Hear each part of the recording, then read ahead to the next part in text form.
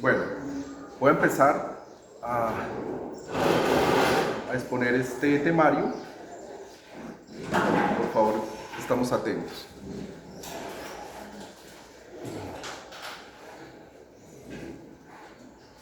Bien, la idea es introducirnos a unas nociones básicas de teoría política para poder aprovecharlas en el desarrollo del curso.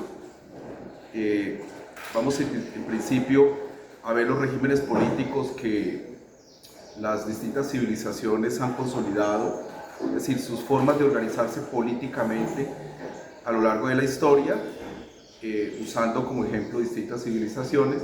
Cuando aquí nos referimos al tema de cómo una sociedad se organiza políticamente, nos referimos a organizaciones estatales exclusivamente. Y estamos implicando que las organizaciones estatales se pueden dividir en regímenes políticos. Esa es la idea que vamos a tratar de desarrollar hoy.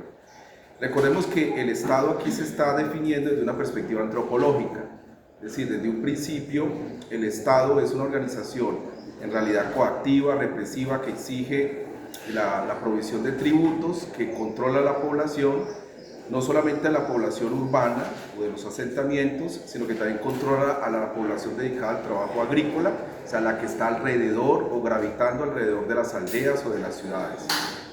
El Estado usualmente tiene una configuración física muy importante, y es que se ubica dentro de un valle, o más o menos dentro de un valle. Los estados primeros se constituyeron usando esos accidentes geográficos porque les permitían controlar el flujo de la población que salía o el flujo de la población que ingresaba. Entonces, por eso ustedes, los primeros estados, los estados arcaicos que ustedes van a encontrar, se ubicaban en valles rodeados de montañas altas. Un caso bien particular que ustedes pueden encontrar fácilmente, creo que ya les he mencionado, está en Perú. O sea, cuando ustedes observan el estado primigenio inca, en realidad es un estado que se desarrolla a lo largo de una cuenca que ustedes la recorren de Cusco a Ollantaytambo, y lo que van a ver son montañas enormes, altísimas, que van bordeando un valle agrícola muy productivo.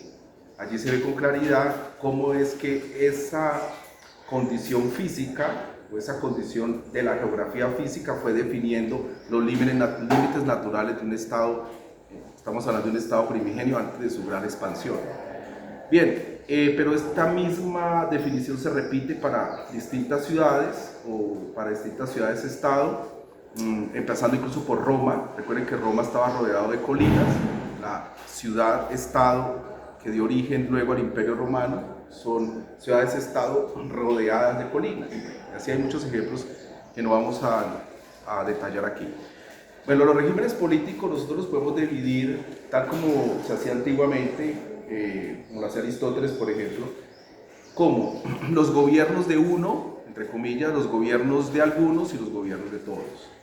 Estos son metáforas, por supuesto, porque en realidad el gobierno de uno no existe, siempre hay facciones, grupos acompañando el gobierno, pero es una aproximación a la realidad política que nos sirve para hacer la clasificación.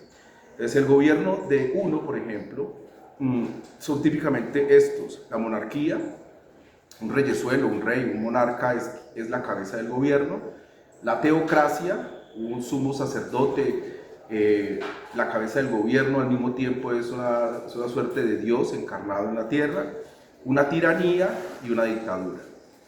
La tiranía aquí suele distinguirse de la dictadura.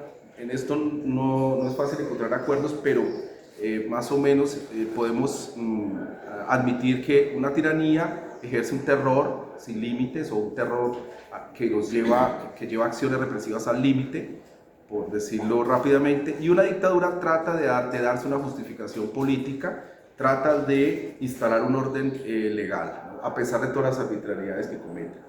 Entonces, en estos casos hay una cabeza de gobierno, tiene generalmente una corte, un grupo de nobles o un grupo de apoyo, ¿no?, incluyendo guardias personales o ejércitos personales que los protegen, ¿no?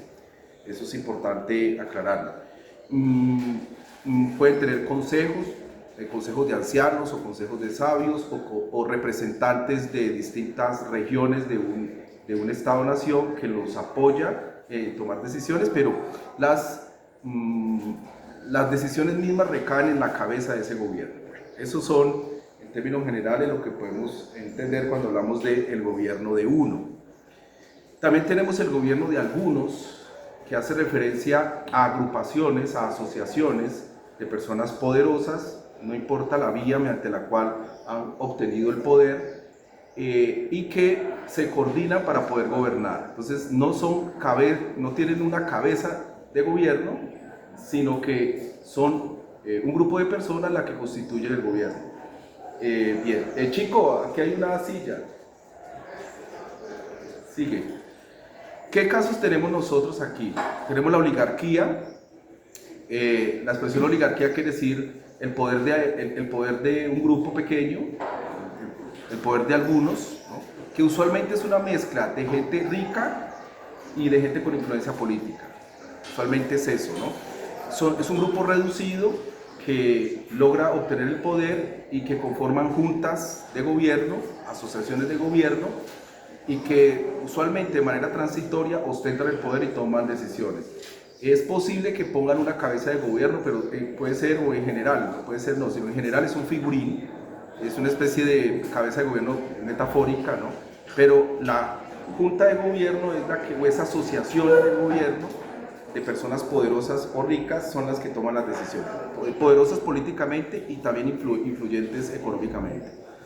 Tenemos el caso de la plutocracia, que es el gobierno de los ricos, donde lo importante, el peso fundamental de quienes ejercen el poder es que sean acaudalados, sean terratenientes o personas ricas.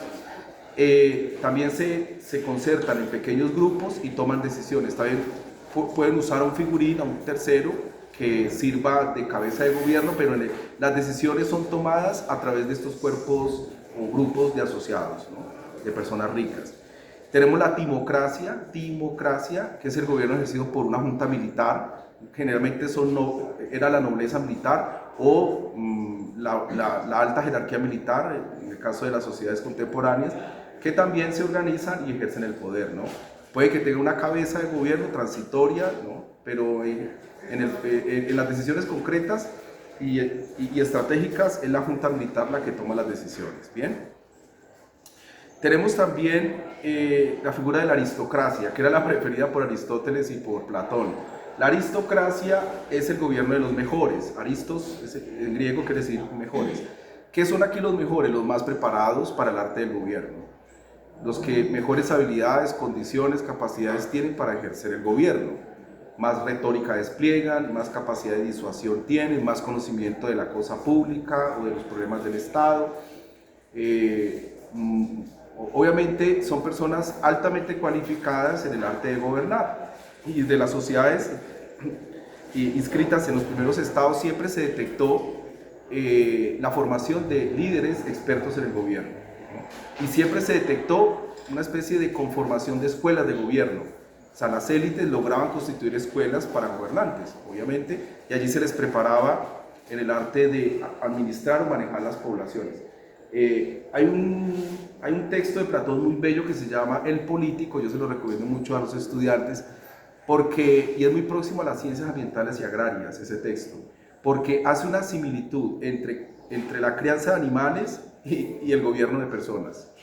Y las similitudes son extraordinarias porque efectivamente el buen gobernante, entre comillas, en realidad es un criador, es un administrador de granjas, ¿no? En el fondo, la manera, los criterios, las formas como él sigue sus principios de acción se parecen mucho a lo que hace un gobernante o lo que se entiende por un buen gobernante. O sea, mantener la seguridad, la paz, impedir la destrucción de unos por obra o mano de otros, la reproducción de las generaciones, el cruce saludable entre los distintos individuos o especímenes. Es decir, es muy interesante ver esa comparación porque efectivamente eso anticipa lo que hacen hoy los gobiernos modernos. O sea, las poblaciones gobernadas son tratadas como individuos en una granja de animales, ¿bien? En general se puede ver de esa manera.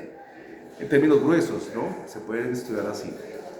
Bien, entonces, cortando el tema y siguiendo con la aristocracia es el gobierno de gente preparada, etcétera, y era el modelo de gobierno que más le gustaba a Platón y Aristóteles, ¿no? por supuesto exceptuando en algunos puntos a Platón, que siempre consideró, por ejemplo, la República siempre consideró de que el tema de los mejores tenía que pasar por una serie de condiciones como la igualación de rentas o la igualación económica.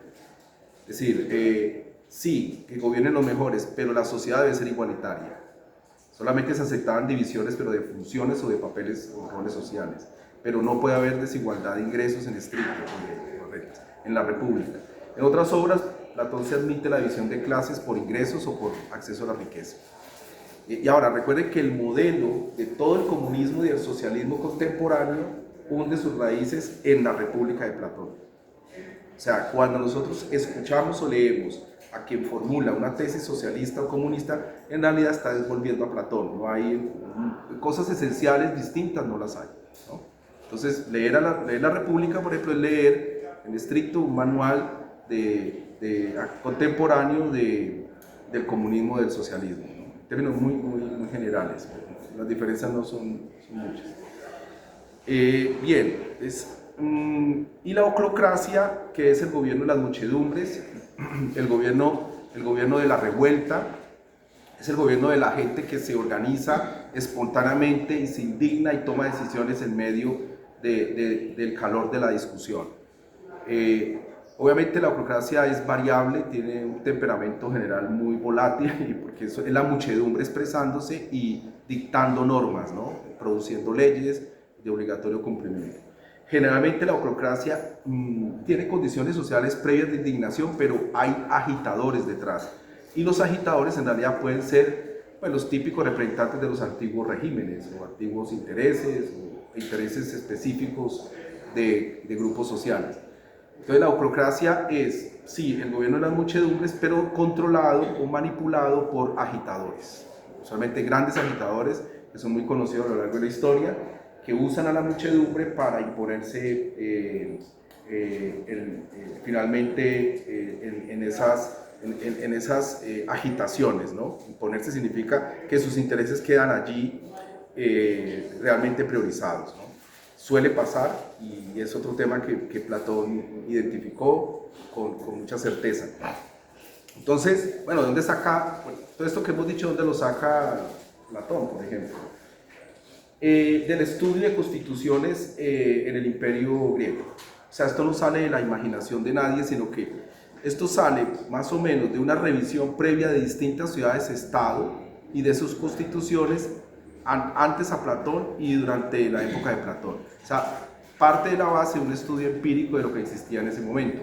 Lo interesante es que ese modelo de estudio, esa forma o paradigma de estudiar las constituciones y las ciudades-estado, pues es el que se usa actualmente para poder estudiar los regímenes políticos contemporáneos, estudiar los países, estudiar cómo se gobiernan, comparar entre ellos, estudiar sus constituciones. Al final no ha cambiado nada al respecto.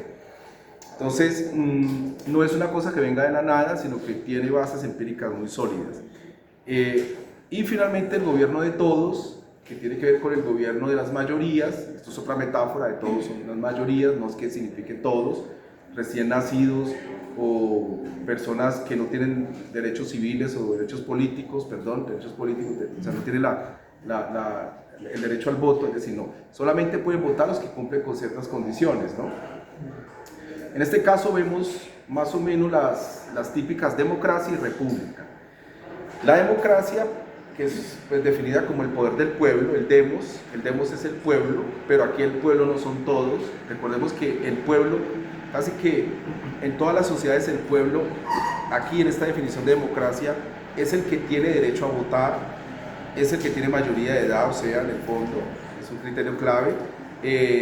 Usualmente en varias democracias era que tenía un nivel de ingresos mínimo o un nivel de riqueza mínimo, no puede ser cualquiera, debían ser personas que cumplieran con los requisitos de rentas o de riquezas. No debía ser extranjero, tenía que ser ciudadano, perteneciente a un linaje fundador, por ejemplo, de la ciudad-estado. Tampoco podía ser un esclavo, si era una persona inferiorizada con una serie de precariedades en el ejercicio de su ciudadanía, tampoco podía votar, etcétera, etcétera. las personas que estaban en el ostracismo, o sea, expulsadas de la ciudad, castigadas por los tribunales. Bueno, hay muchas restricciones, pero eso no ha cambiado a hoy. Si ustedes miran el demos hoy, más o menos es el mismo. Es un tema que se suele discutir, pero las evidencias son claras. Los extranjeros que no tienen cédula, no tienen ciudadanía, actualmente no pueden votar. Obviamente los que tienen minoría de edad no pueden votar. Las personas que están recluidas no pueden votar, o sea, los que están castigados por la justicia. Por ejemplo, el aparato militar, eso es una restricción de varias naciones, tampoco puede votar en varios lugares del mundo, ¿no? Los que pertenecen al ejército o a la policía, ¿no? No los tienen presentes o no los tienen en cuenta en el proceso electoral.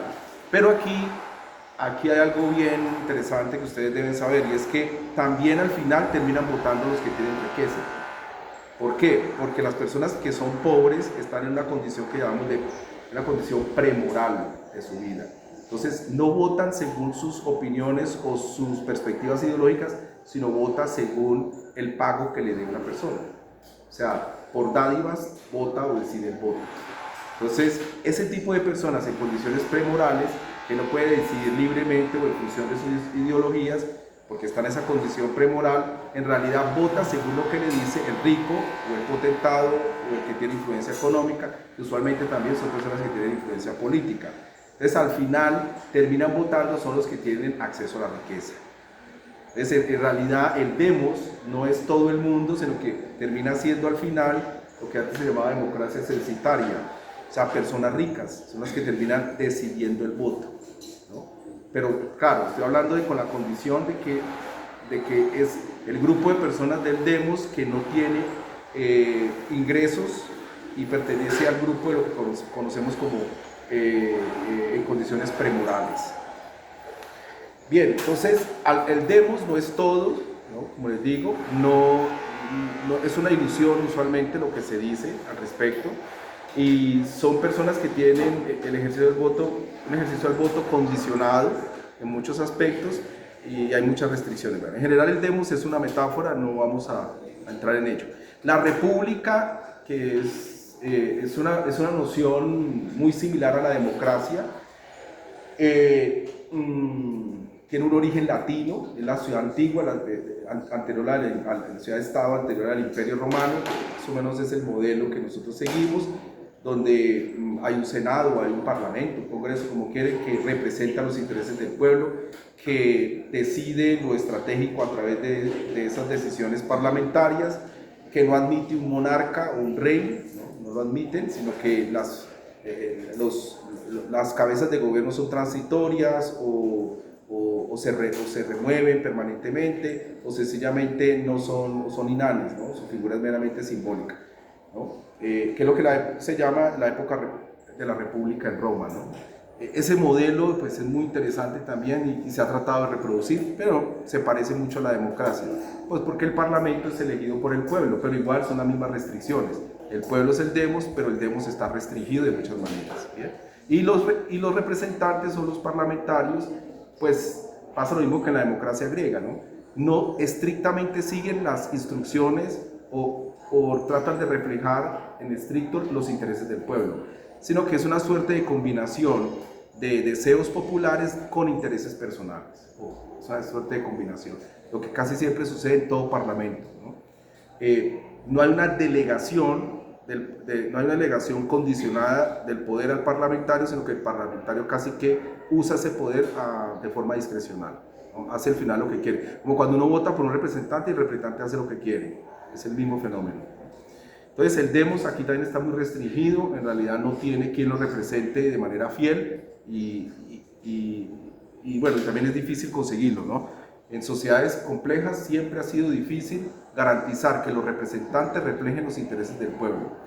Y en general es muy difícil que los intereses del pueblo se logren sintetizar, ¿no? En pocas tesis, en pocas alternativas, porque son muy complejos, diversos, etc. Las propias personas, de manera muy rápida les digo, las propias personas no logran la convergencia de intereses fácilmente. Las contradicciones o conflictos que se generan entre los deseos individuales son muy difíciles de reducir. a una sola opción, ¿no? Bueno, sobre esto hay mucha teoría, nosotros vamos a ver algo un poco al respecto, pero en el fondo incluso una familia de 5 miembros no se ponen de acuerdo sobre qué fruta comprar. Incluso a la hora de priorizar una lista de frutas no se puede poner de acuerdo. Miremoslo a nivel incluso de comprar frutas, el fenómeno tan difícil, ¿no? Ahora imaginemos por ejemplo a nivel social ponernos de acuerdo sobre una alternativa como por ejemplo el modelo de gobierno o el modelo económico o lo que está pasando hoy, un régimen laboral, un régimen pensional, poner de acuerdo a todo el mundo y sobre todo con materias tan complejas que requieren estudios técnicos también, que requieren revisiones objetivas y desapasionadas de los hechos. Bueno, todo eso es muy difícil de conseguir. Bueno, y finalmente tenemos los supragobiernos. Eso no existía, eso es un fenómeno, a ver, no existía en la literatura antigua o anterior que les he mencionado. Los supragobiernos son en general alianzas de repúblicas o alianzas de estados, pero usualmente están controladas o manipuladas por un imperio. Actualmente los supragobiernos que hoy tenemos, la mayoría de ellos tienen el control, por ejemplo, de Estados Unidos, o del otro lado del mundo tienen el control de China. Entonces tenemos una figura que se ha experimentado en las últimas décadas que pues ha sido útil para los países que ejercen esa relación imperial sobre otros países subordinados. También los países subordinados han alcanzado a recibir ayudas o beneficios, pero obviamente es una relación de subordinación. Entonces, hay unas figuras muy importantes que yo les debo mencionar. La ONU, el Sistema de Naciones Unidas, es un sistema que se representa o se puede definir como un supragobierno. O sea, muchas de las decisiones de la ONU que se expiden a través de circulares o a través de resoluciones, etcétera, son asumidas por los estados, las incorporan a su cuerpo legislativo a través de los congresos y las siguen a pie juntillas, otras no, ¿no? Pero es una forma de ir penetrando desde un supragobierno sobre los gobiernos de las naciones. Obviamente, si ustedes miran el sistema de Naciones Unidas es muy grande, ¿no? Por ejemplo, la UNESCO está allí, la UNESCO dicta, recomienda cosas que los países absorben en sus legislaciones. La Organización Mundial de la Salud también dice cosas que los países incorporan. El panel intergubernamental para el cambio climático es una cosa ya muy compleja. Hoy reúne a las naciones que han suscrito distintos tratados y los pone de acuerdo sobre algo, y esos países terminan absorbiendo esas decisiones de ese nivel supragubernamental. La COP de biodiversidad que ustedes conocieron hace poco en Cali es eso mismo, ¿no? Hace parte del sistema de Naciones Unidas, hay unas naciones inscritas allí, y las decisiones que tome la COP pues afectan directamente las agendas legislativas y los obliga a incorporarlas en su actividad, ¿no? Su actividad política o sus políticas públicas.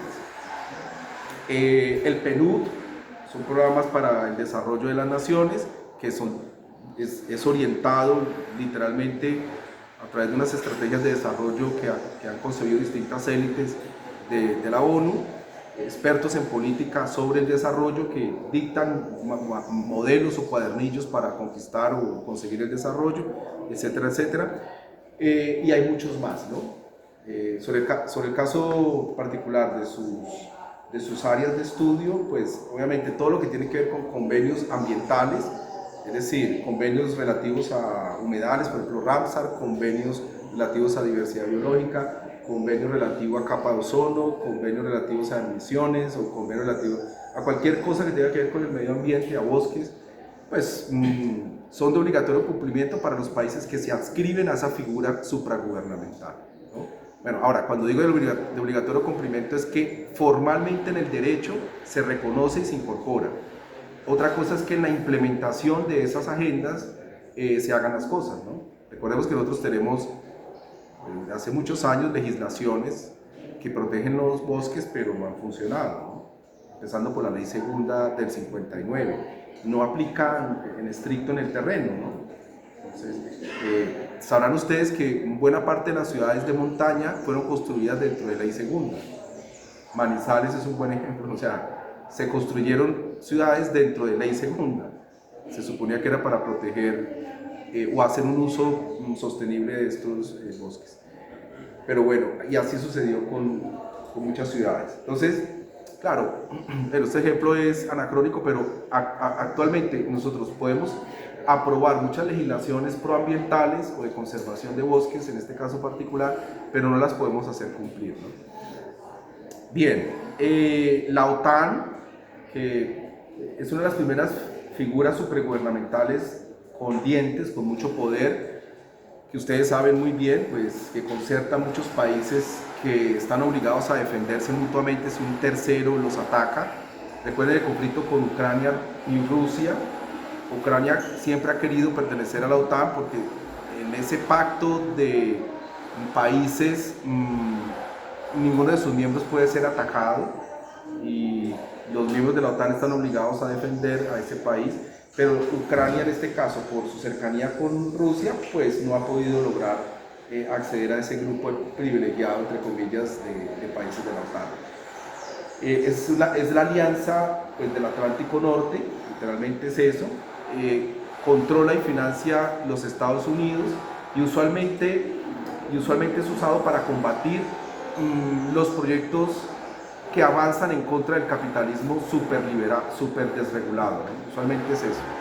Es decir, la OTAN primero nace en contra del comunismo, en contra de la expansión del comunismo, ¿no? Literalmente es eso. Primero la justificación fue Hitler, pero rápidamente coincidió con la justificación de fondo, que era luchar contra el comunismo, el famoso bloque comunista Beijing-Moscú, y luego, pues por supuesto, la Alemania bajo la órbita comunista, pero efectivamente todo su aparataje militar se construyó en contra de la expansión del comunismo a lo largo de los años.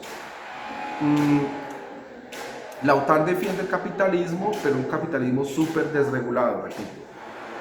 Los países que hoy llamamos comunistas, en realidad es un comunismo propagandístico. Son países capitalistas con distintos grados de regulación, pero siguen siendo capitalistas, ¿no?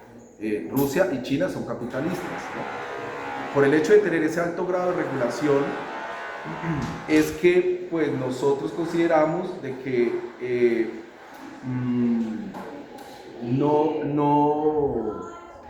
no existe la posibilidad de que una especie de élite política se imponga de élite económica se imponga sobre el mercado capitalista, sino que es al contrario. Hay unas élites políticas que se imponen sobre las decisiones del mercado o se imponen sobre la economía capitalista. Entonces, por eso se les llama de esa manera, ¿no? Simbólicamente son comunistas, pero en su estructura real son países en realidad capitalistas de alta regulación. Bien, entonces esa es otra forma de supragobierno, la OTAN. La Unión Europea, ahí aparece, es importante, es la que ha logrado consolidar procesos de mayor alcance. Recuerde que la Comisión de la Unión Europea, que es como el ejecutivo de la Unión Europea, pues es capaz de dictar una serie vamos a llamarlo así, de circulares, disposiciones, etcétera, etcétera. No recuerdo cómo se llama el instrumento que usa, que son de obligatorio cumplimiento para los países que están adscritos a la Unión Europea. Ha tenido avances en distintos temas, en lo ambiental y, por ejemplo, en el sistema de justicia hay muchas cosas que ha estandarizado la Unión Europea, ¿no? Los estándares de respeto a la contaminación ambiental, ¿no? Los umbrales de contaminación, por ejemplo, han sido estandarizados a través de la Unión Europea en todos los países que se han sumado, ¿no? a esta alianza. Los BRICS, donde está Brasil, Rusia, Sudáfrica, India, los BRICS son muy poderosos, se oponen en realidad al grupo de los países industrializados o superdesarrollados en el mundo, y obviamente son naciones emergentes que muy seguramente van a lograr imponerse en la agenda mundial en un futuro cercano, ¿no? Son los que mayor población tienen, son los que mayor ritmo de crecimiento tienen, bueno, etcétera, y van a lograr imponerse al final. Entonces, esa forma de supragobierno, los BRICS, y además que muchos países se están anexando, como socios de segundo grado, de tercer grado, pero se están anexando a los BRICS. Esa forma de supragobierno, BRICS, también acuerda, pacta, tiene programas propios, etcétera, que se oponen a los programas que promueve, por ejemplo, Naciones Unidas, el Banco Mundial, el Fondo Monetario, que en general pueden promover los países que están articulados, organizados alrededor de la OTAN, por ejemplo, ¿no? Tenemos también la Organización Mundial del Comercio, los tribunales penales, por ejemplo la Corte Penal Internacional, la Corte Interamericana de los Derechos Humanos. Todo eso son formas de supragobierno. Y yo puedo acudir a esos tribunales, si se me viola, por ejemplo, un acuerdo de comercio, yo puedo ir a la OMC, la Organización Mundial del Comercio, e interponer una suerte de queja o de denuncia con el fin de que se me restauren los derechos, etc. Pero son tribunales, repito, a nivel de supragobiernos. Se supone que obliga a los países firmantes a que se cumplan las sentencias de esos tribunales. Obviamente los países imperiales no suscriben este tipo de estrategias de regulación supragubernamental. Por ejemplo, Estados Unidos no está en la Corte Penal Internacional, no admite que tribunales externos pues diriman litigios de sus propios ciudadanos, no están de acuerdo con ello. Por eso Trump en general hace lo que se le da la gana con los acuerdos de libre comercio. En el caso de Colombia, nosotros somos muy quisquillosos con el tema de respetar todas las cláusulas de nuestros acuerdos de libre comercio. Trump en 3 minutos destruye los acuerdos de libre comercio y las consecuencias son innanas. En nuestro caso sí serían fatales, porque de inmediato tendríamos serios problemas con los tribunales de los Estados Unidos. Él no, como está en una posición imperial, él puede destruir esos acuerdos. Por eso les decía desde un principio, mucho cuidado que los supragobiernos están controlados por imperios. Usualmente tienen un estado dominante que obliga a los demás países a una relación de subordinación. Bueno, finalmente un tema que es muy importante que ustedes conozcan, y es que los regímenes de gobierno pueden, no siempre es así, pero pueden sufrir un proceso de degradación. Es decir, las sociedades que han sido prósperas siempre han tenido una condición fatal al final, y es que entran en decadencia. No ha existido ejemplos de una sociedad que permanentemente sea próspera y que haya evadido o haya evitado, el camino de la decadencia. No ha sido posible. Son como organismos vivos que nacen, alcanzan su punto climático y son las mejores, pero luego declinan y entran en la destrucción. O son destruidas por otros pueblos vecinos, son sometidas a invasiones, etcétera, etcétera. Eso siempre ha pasado. Haciendo el símil con el caso de un organismo vivo, por ejemplo, ¿no? Siempre ha pasado. Entonces, es importante que ustedes sepan, y esto ya lo había visto en la filosofía griega, ya lo ha visto claramente, lo ha visto Platón, de que, por ejemplo, la democracia cuando entra en crisis suele volverse oclocracia. La muchedumbre y los agitadores toman las decisiones. Y luego la oclocracia, en medio de ese caos, puede pasar a timocracia. Los militares o la junta militar entran a incorporar el orden, pero luego la corrupción misma de la élite militar hace que colapse el gobierno y puede terminar en anarquía. Aquí anarquía exclusivamente se refiere a desorden, no se refiere al término moderno de anarquía, que es otro, y vamos a ver más adelante, que significa al contrario, orden.